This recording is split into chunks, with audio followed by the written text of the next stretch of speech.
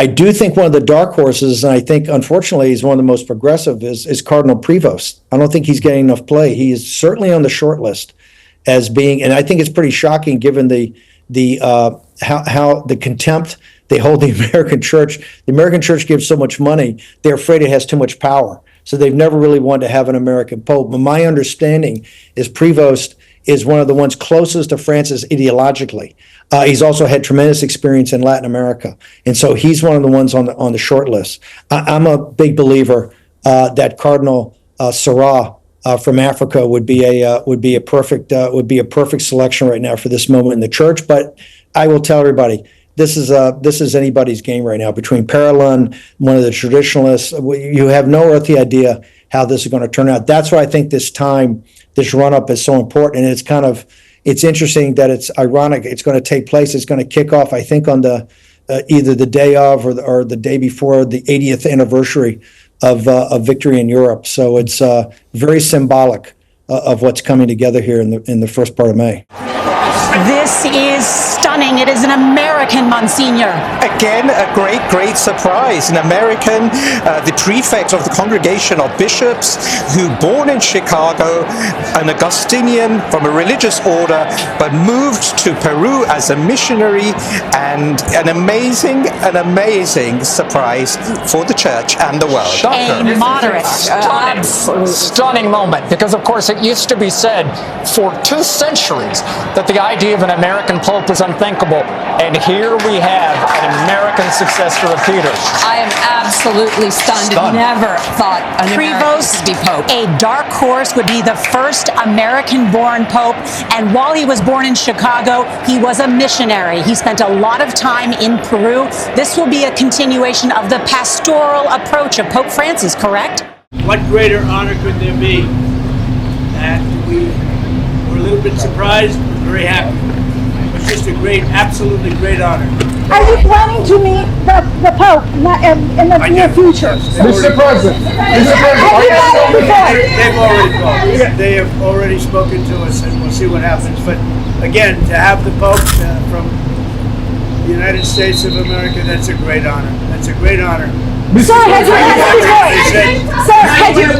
Watching, and they said, he's from America. I said, that's great. The president and the White House posted an AI image on Saturday of President Trump as the Pope, after joking this week he'd like to be the next pontiff.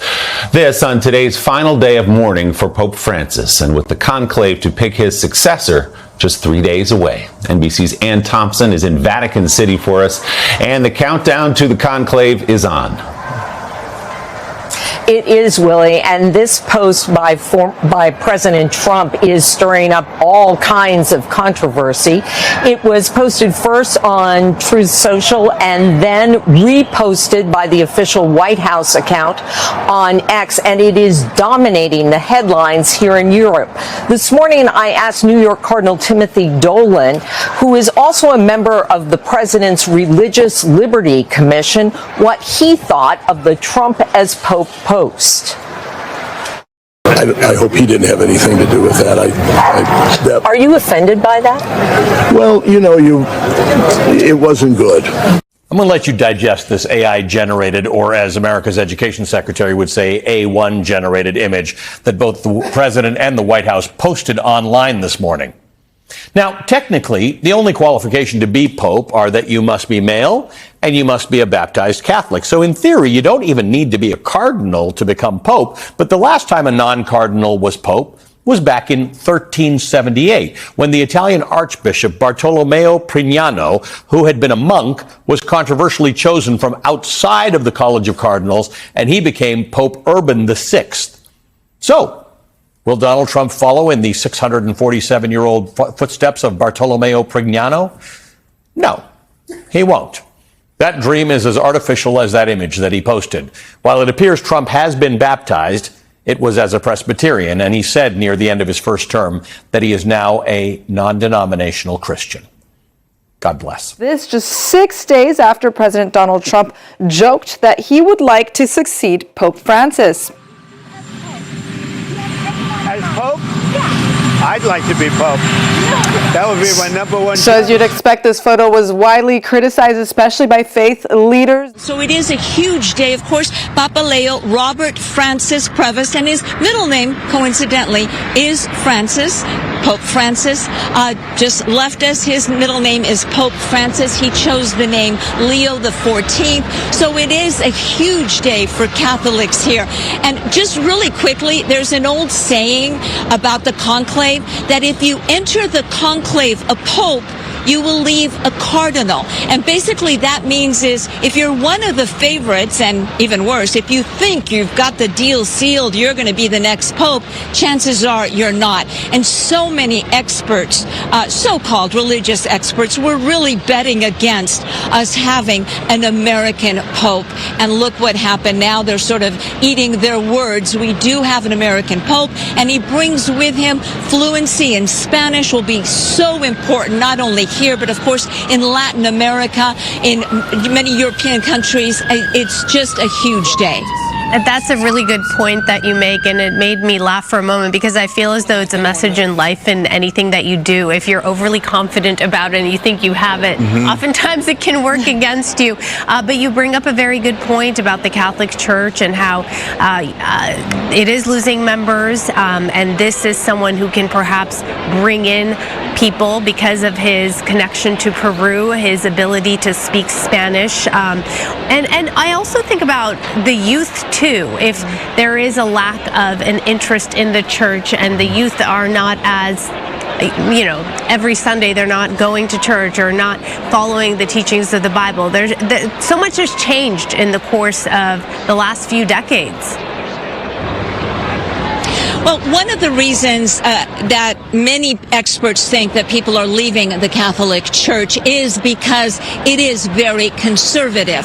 And Pope Leo has been known to be conservative when it comes to church doctrine. So we won't be seeing any women serving as priests as you see in maybe the Episcopal Church or other churches. So a lot of folks who have left the Catholic Church because they feel it is not kept up with the times may be disappointed, but there are a lot of pros for the religious faithful, like you saw Elizabeth in tears here, hearing the bells tolling here at the Sun Valley Catholic Church. It is a huge day for the Catholic community, and I think choosing the best of both worlds for Catholics, which is an American and someone who has such strong Hispanic ties. His mother's name is Mildred Martinez. Now, we don't know if she's from Peru. We know she's of Spanish descent. I don't know where she was born or where her family is from, but he has grown up with a touch of Espanol in his life, and maybe that prompted him to serve so many years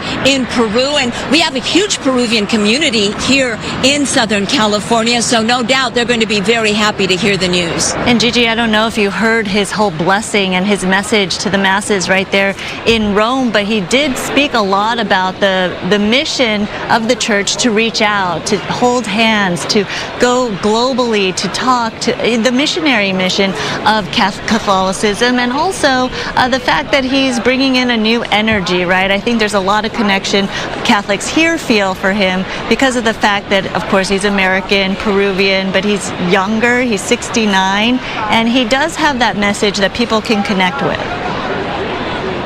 Also being 69, Pope Francis was, I believe, 77 when he was named the Pope.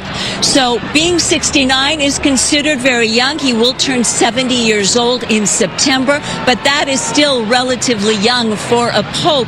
So it's imagined that he will serve a long time and hopefully bring what Catholics around the world need. There's been an exodus, not only here in the United States, and the exodus is attributed to many things. People who have just given up on religion. They don't want anything to do with organized religion. People who have found a new religion that better suits them or reflects their beliefs, their personal doctrine. And so this is expected to hopefully re-energize the Catholic Church, especially here in the United States. I mean, back to your comments about the conservatism within the Catholic Church, Gigi. Pope Francis was still considered a progressive pope in many ways, because even though even though women weren't allowed to become priests, they were still elevated to bigger positions within Vatican City and within the church.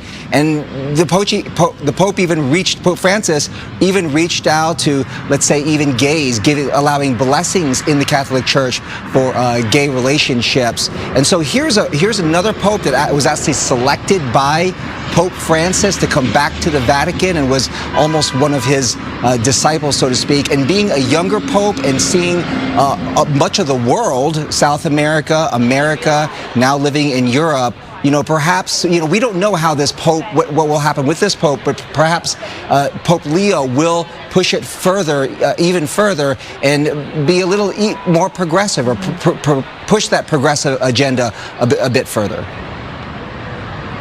I think Catholics are going to anxiously await to see what his mission is going to be. We know that Pope Francis was all about peace. As you mentioned, he welcomed the LGBTQ community into the church. He welcomed divorced people to take communion. He said the church was for all. And he received a lot of applause from some communities, and he received a lot of criticism from the more conservative communities in the Catholic faith. He was very much criticized for that policy of welcoming all, but it was, to say, a welcome policy for so many, and brought so many back to the Catholic Church after they left it. So I think we're all going to, and as a Catholic, we're anxiously awaiting to hear what will his doctrine be. We know Pope Francis was about peace. One of his last messages was about Gaza and bringing peace to the Middle East. What will his focus be? What will his cause be?